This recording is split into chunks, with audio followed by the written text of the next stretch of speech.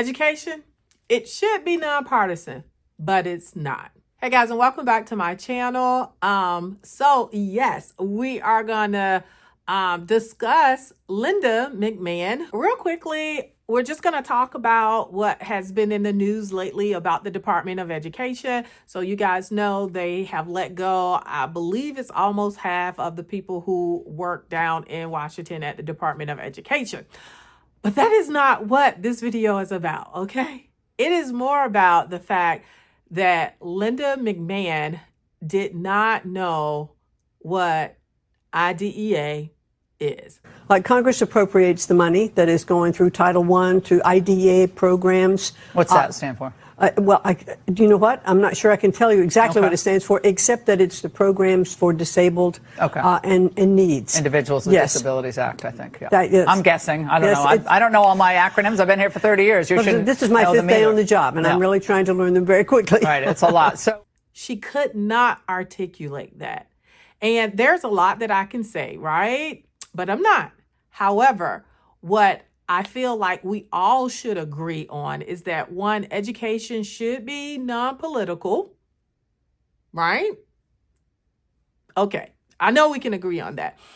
And to continue to put people in positions that make decisions that impact other teachers as well as students that don't have an earthly idea of what they're doing, it is beyond heartbreaking. And actually, this goes beyond Linda McMahon, because for decades, we've put trust in people who did not know education, who do not know education, who can't relate to the average student and the average family. We put them in positions to make decisions for children.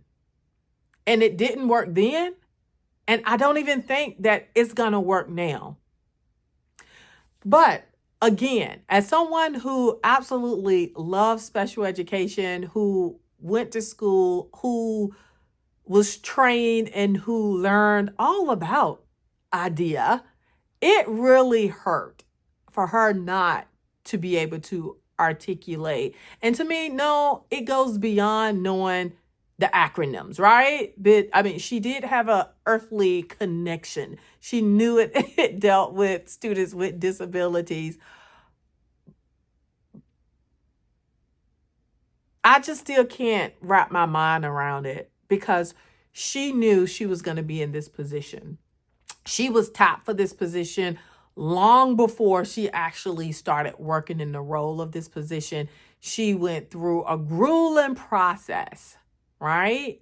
And for her not to know what IDEA stands for is insulting.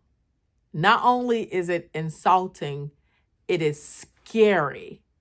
And if I am to be sold on the idea that we're doing something different and we're doing something new, but you put people in place who simply don't have the experience, I can't trust in that. Like, I can't get on board with you. Like, as much as I want to be a part of a resolution or a part of fixing a system that, you know, we all can agree needs work, this is not the way. Oh, yeah. And one time before, someone asked me what IDEA was, and I believe I explained it. But if not, the acronym stands for Individuals with Disability Education Act. And here's someone else with a real simple explanation of what it is. So if you don't know, listen to this. It stands for the Individuals with Disabilities Education Act. And these aren't just programs, as the secretary suggested on that clip, but this is a federal law that guarantees kids who with disabilities get a free and appropriate education in public schools. It also requires states to provide early intervention services to babies and toddlers with disabilities before they start school.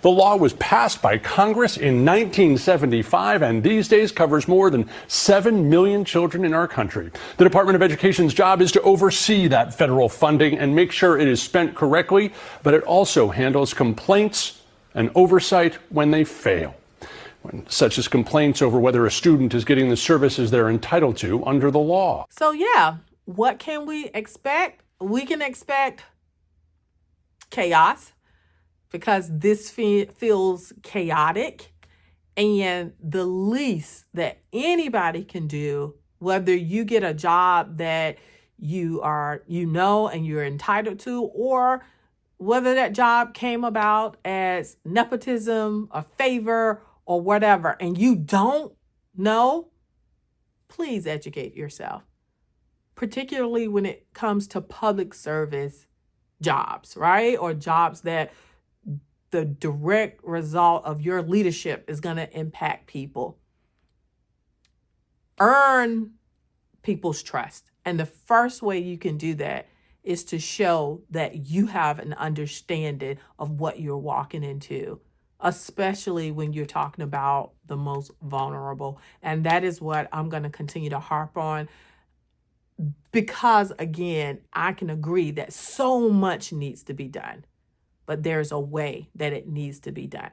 And now more than ever, I also want to reiterate the fact that I believe I can be for alternative schooling and not be against public education. They can both exist, and they need to exist. And I really think that's what's wrong with our whole society. We have far left and far right, and we just need the people in the middle. And we need a lot of people in the middle who would bring balance. Because I feel like when you're at either end of an extreme, there's something wrong with being there. We need people in the center, and we need politics out of education. I know it has to be in other places, but we should all agree that every child deserves a great education. They deserve the right to be able to learn to their potential. And parents, the people who are solely responsible for them, raising them, they have a right to make decisions about how that looks, right? And even with that, that comes a great amount of responsibility that some parents may do better than others because they may have more understanding. But at the end of the day, I can say that if you feel like the public education system is not serving your child and that you need something different, that should be your prerogative. But I can also say that for some kids, the public education system is the best. But Linda McMahon, please do your research. Please do your research. Please have an understanding of what you're doing and the impact that it's going to make on everybody else. So that's all I have to say.